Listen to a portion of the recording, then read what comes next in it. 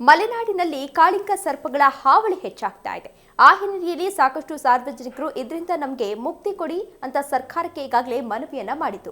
ಅದರ ಬೆನ್ನಲ್ಲೇ ಇದೀಗ ಹೆಚ್ಚಾಗಿ ಕಂಡುಬರುವ ಕಾಳಿಂಗ ಸರ್ಪಗಳನ್ನು ಸುರಕ್ಷಿತವಾಗಿ ಸೆರೆ ಹಿಡಿಯಲು ಮತ್ತು ಕಾಡಿಗೆ ಬಿಡಲು ಅರಣ್ಯ ಇಲಾಖೆಯ ಸಿಬ್ಬಂದಿಗೆ ತರಬೇತಿಯನ್ನ ನೀಡಿ ವಿಶೇಷ ತಂಡವನ್ನ ರಚಿಸುವಂತೆ ಚಿಕ್ಕಮಗಳೂರು ಜಿಲ್ಲೆಯ ಅಜ್ಜಂಪುರದಲ್ಲಿ ನಡೆದ ಸಭೆಯಲ್ಲಿ ಅರಣ್ಯ ಸಚಿವ ಈಶ್ವರ್ ಖಂಡ್ರೆ ಸೂಚನೆಯನ್ನ ನೀಡಿದ್ದಾರೆ. ಇದರಿಂದಾಗಿ ಕಾಳಿಂಗ ಸರ್ಪಗಳ ಮೇಲಿನ ದೌರ್ಜನ್ಯವನ್ನ ತಡೆಗಟ್ಟಬಹುದು ಎಂದಿದ್ದಾರೆ.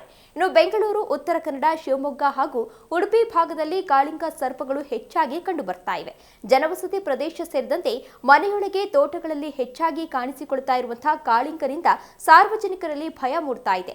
ಇದಕ್ಕೆ ಪರಿಹಾರವಾಗಿ ಉರಗ ತಜ್ಞರು ಮತ್ತು ಖಾಸಗಿ ಸಂಸ್ಥೆಗಳನ್ನ ಸಂಪರ್ಕಿಸುವ ಅಗತ್ಯವಿಲ್ಲ ಎಂದು ಹೇಳಿರುವ ಈಶ್ವರ್ ಖಂಡ್ರೆ ಅವರು ಕಾಳಿಂಗ ಸರ್ಪವನ್ನ ಹಿಡಿಯಲು ಮತ್ತು ಸುರಕ್ಷಿತವಾಗಿ ಕಾಡಿಗೆ ಬಿಡಲು ನಮ್ಮದೇ ಇಲಾಖೆಯ ಅಧಿಕಾರಿಗಳಿಗೆ ತರಬೇತಿಯನ್ನು ನೀಡಬೇಕು.